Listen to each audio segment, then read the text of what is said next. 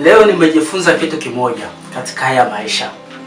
Unajua kitu ambacho nimetoka kujifunza, nimejifunza kwamba mtu ambaye ana wanawake wengi ni mtu ambaye anajitakia umaskini.